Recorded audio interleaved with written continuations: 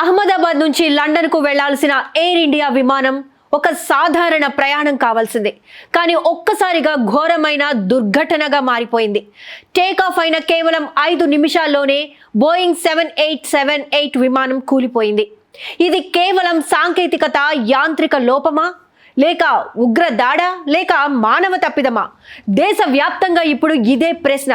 ఎందుకంటే ఈ ప్రమాదం దేశాన్ని దిగ్భ్రాంతికి గురి చేసింది. 241 మంది ప్రయాణికులు ప్రాణాలు కోల్పోవడం అంటే చిన్న విషయం కాదు. ఊహకు కూడా అందనంత కష్టంగా అనిపిస్తుంది. అంతేకాదు, ఈ ప్రమాదంలో కొంతమంది డాక్టర్లు కూడా చనిపోయారు.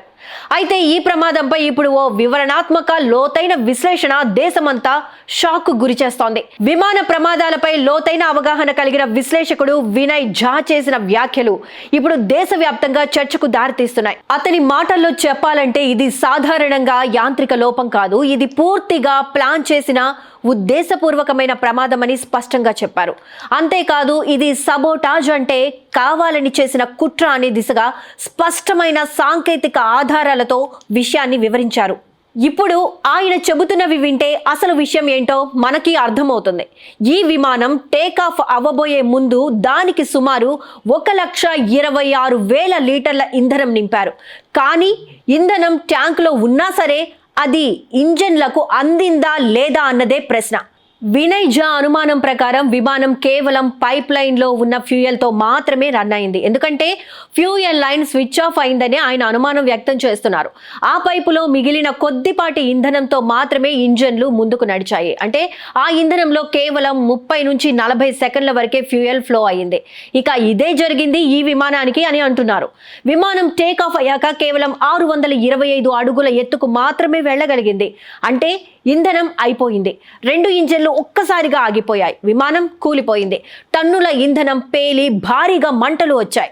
దీంతో ఇది సహజంగా జరిగే ప్రమాదం కాదు అని స్పష్టంగా అర్థమవుతోంది. ఇప్పుడు అసలు ప్రశ్నలు ఏంటంటే, ఆ ఫ్యూయల్ లైన్ వాల్వ్ ఎవరు మూసేశారు?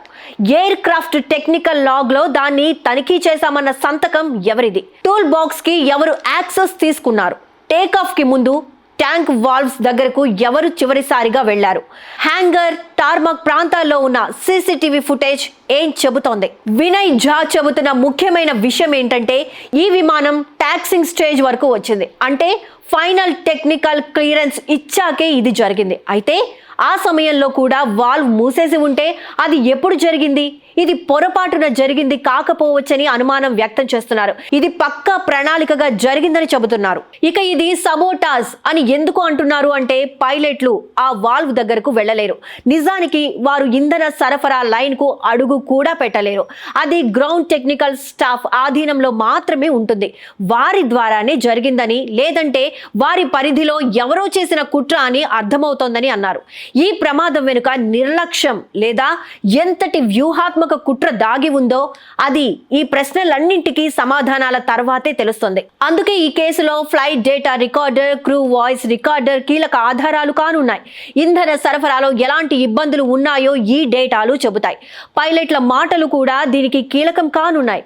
ఇంతమంది ప్రయాణికులు జీవితాలు కోల్పోయిన తరువాత ఈ ఘటనను ఒక ప్రమాదంగా వదిలేయడం అన్యాయం. ఇది మానవ తప్పిదమా లేక కుట్ర అనే విషయం తెలిసే వరకు ప్రతి చిన్న కోణాన్ని కూడా పరీక్షించాలి.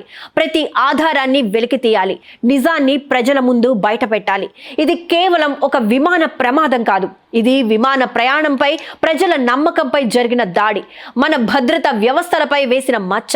ఇలాంటి ఘటనలు మళ్ళీ మళ్ళీ జరగకుండా ఉండాలంటే బాధ్యులు ఎవరైనా సరే ఎక్కడున్నా వారికి శిక్ష తప్పకుండా పడాలి. ఇది ఒక హెచ్చరిక. ఇది మన భవిష్యత్ విమాన ప్రయాణ భద్రతకు గుణపాఠంగా నిలవాలి. అహ్మదాబాద్ విమాన ప్రమాదం మరిచిపోలేని విషాదం. కానీ దీని వెనుక ఉన్న అసలైన కారణాన్ని వెలికి తీయాలన్నదే ఇప్పుడు దేశం ఎదురు చూస్తున్న సత్యం. ఇది కేవలం ఒక విమాన ప్రమాదం కాదు, ఇది విమాన ప్రయాణంపై, ప్రజల నమ్మకంపై జరిగిన దాడి, మన భద్రత వ్యవస్థలపై వేసిన మచ్చ. ఇలాంటి ఘటనలు మళ్ళీ మళ్ళీ జరగకూడదంటే బాధ్యులు ఎవరైనా సరే ఎక్కడున్నా వారికి శిక్ష తప్పకుండా ఉండాలి. ఇది ఒక హెచ్చరిక. ఇది మన భవిష్యత్ విమాన ప్రయాణ భద్రతకు గుణపాఠంగా నిలవాలి.